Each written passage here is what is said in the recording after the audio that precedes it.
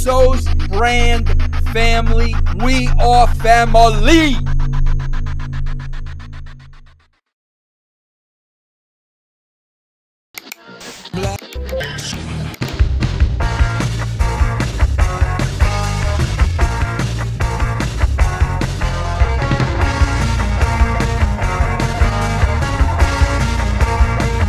Alterna TV. Yo, what is going on, everybody? Welcome to another edition of Alterna TV. I am your host, Brandon Stransky. Got quite a bit to talk about today. First thing I wanted to bring up is I know I've talked about before how I had planned on coming back to wrestling as a manager with an SJW gimmick. But ever since I started really getting into the Stevie Richards workout fitness, there's a plug, which you guys should all go check out because that workout program is freaking amazing. Thanks to that, I actually now feel confident enough to where I can actually get back in the ring and wrestle again. Granted, it's not going to be a full-time thing. I'm mainly going to wrestle for like maybe 1 or 2 promotions regularly. Maybe you do a out-of-town gig every once in a while.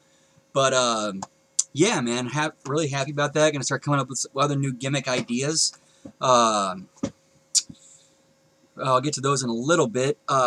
Man, so anyway, if you haven't listened to this yet, I strongly advise you to go check out the latest Conspiracy Horseman episode where they talk about some omitted American history, and there's some omissions, when I found out they were omitted, pissed me off because if we had been taught this, information, then maybe this information hadn't been kept from us. This racial divide that we have going on in the country right now might not be as bad as it is right now. Because I understand that I go through threads, I read things, and one of the big complaints I always hear coming from, or not complaints, but one of the things I always hear coming from the black community is that they don't feel that they don't have a stake in this country. They feel like they were just used by this country to build it for the white man. Not quite. And that's also the narrative that the white linos, or the people who call themselves liberals, who if you actually take that term and the actual definition of that term and apply it to these people who call themselves liberals, you'll find that it actually is inapplicable. Anyway, that there were black founding fathers, people who actually fought alongside guys like Washington, Jefferson, stood with them and were with them building this country. One guy and fought in the war to help. In fact, one guy in particular, I don't want to get too far into this. Do your own, look this up. Man in particular, complete total bad. Like when I read this about this guy's a total badass. Why haven't we learned about him? Fellow by the name of James Armistead.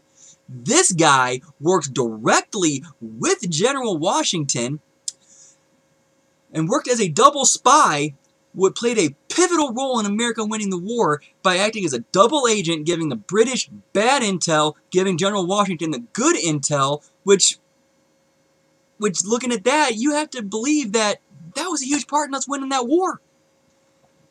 But yeah, go back, look it up. Find out this history that has been kept from us.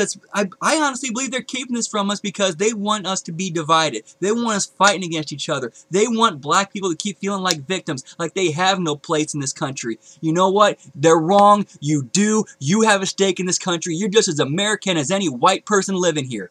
Don't let anybody tell you otherwise. You belong here. This is for you. This is your country just as much as my country. We should be standing side by side against these sons of bitches. And I know, Lord, I apologize in advance. I know I'm probably going to say some things here that aren't really, Christ-like. But I apologize and ask for your forgiveness in advance, Lord.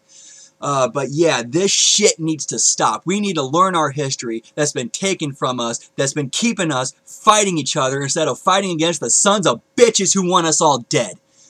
Okay. Alright, off that tangent.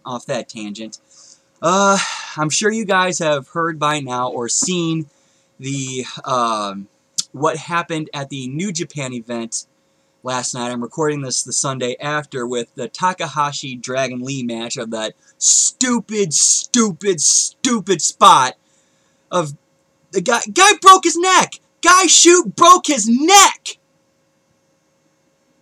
For what? For a 60-year-old, physically 60, 12-year-old mental mark to give him 5 stars, put up 5 hands, 5 stars? You guys are stupid. You're stupid doing this. And shame on New Japan for letting these guys do it. Both you guys are stupid. Oh, sorry, I am fired up today, man. But I really hope people are kind of looking at this and going, okay, maybe this may be the thing that Vince was talking about that might make people think, go, gee, maybe we should tone down our ring work and actually work smarter and not stupider.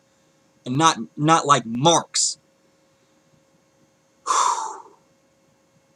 Anyway, wow, kind of went off on a tangent there. And then we'll end it here with a wrestling road story.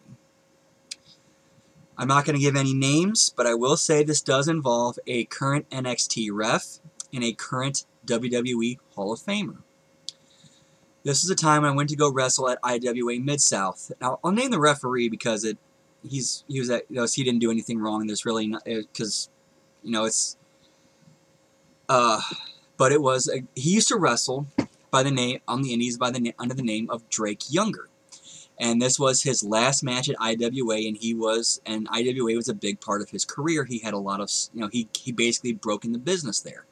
So it was a emotional night for him. Everybody was out there paying tribute, paying their respect after, he was in the main event. Now, also on this show was a couple of big names. The other one was Hurricane Helms, Shane Helms, super cool dude. And the current well, he wasn't a Hall of Famer at the time, but he is now. Was also on this show. Now, I will not say anything about what I did not see. I will not speculate. I will only talk about what I witnessed. Now, during the Drake Younger tribute, as he's in the ring, him and the promoter, Ian, are chatting with, they're basically doing their bit. Not bit, but like, thank you for, all you've done. Thank you for all you've, that thing. Paying tribute to Drake for what he's given IWA, what he's done in the business, moving on to WWE as a ref. And I'm standing out there with the rest of the boys, and all of a sudden, I hear just a female voice yelling. I don't know. I initially thought it came from the merch table because that's what it sounded like it was coming from, but I hear a female yelling, "Give me my effing money." And the first thought that went through my mind is, wow, somebody must have got, gypped at the merch table or something like that. That's the first thing that's going through my mind. I just put it in the back, I just pass it on and just keep watching what's going on in the ring with Drake and Ian.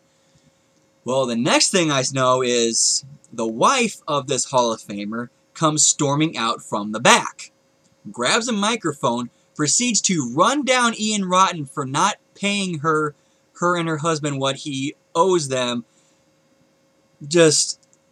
It was very uncomfortable, very, in my opinion, very disrespectful. Not the place where you should be airing those type of grievances, especially considering the fact that the person you were actually hurting throughout all this did nothing wrong to you. Now, all this is just my opinion. I'm speaking from the heart. This is my opinion.